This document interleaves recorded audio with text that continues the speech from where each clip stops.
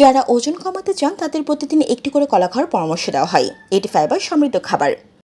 কাঁচা কলায় উপস্থিত ফাইবার এবং অন্যান্য অনেক পুষ্টি উপাদান ক্ষুধা নিয়ন্ত্রণে কাজ করে। খালি পেটে এক টুকরো পেঁপে খেলে আপনার ব্লাড প্রেশার নিয়ন্ত্রণে থাকবে। নিয়মিত শশা খান। শশা থাকা খনিজ সিলিকা আমাদের চুল ও নখকে শক্তিশালী ও সতেজ করে। প্রতিদিন লেবু পানি পান করুন। লেবুতে থাকা সাইট্রিক অ্যাসিড কিডনিতে জমে থাকা বর্জ্য পদার্থ অপসারণে সাহায্য করে। খালি পেটে মশলাদার খাবার খাবেন না, এর ফলে পেটে জ্বালাপোড়া বেড়ে যেতে পারে। খালি পেটে চা খাবেন না, ফলে গ্যাস্ট্রিক ও আলসারের মতো রোগের হাত থেকে বাঁচবেন। যেদিন বেশি মাংস খাবেন সেদিন মাংসের সাথে শাকসবজি, গাজর, শসা এবং সালাদ রাখবেন। বুক জ্বালাপোড়া করা, হজমের সমস্যা এবং খুশখুশি কাশি দূর করতে নিয়মিত আদা খান। নিয়মিত কলা খেলে কিডনি ভালো থাকে এবং ঝটপট এনার্জি পেতে চাইলে কলার বিকল্প নেই বললেই চলে। আনারসের রস প্রস্রাবের সমস্যা খুবই কার্যকরী। ইউরিন ইনফেকশন হলে বেশি পরিমাণে আনারস খাওয়া উচিত।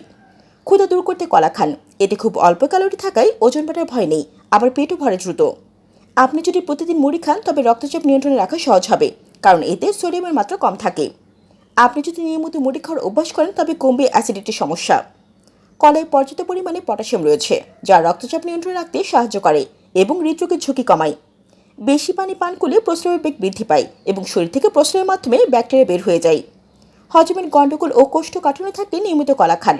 কলাতে থাকা ফাইবার এসব সমস্যার সমাধানে খুবই কার্যকর।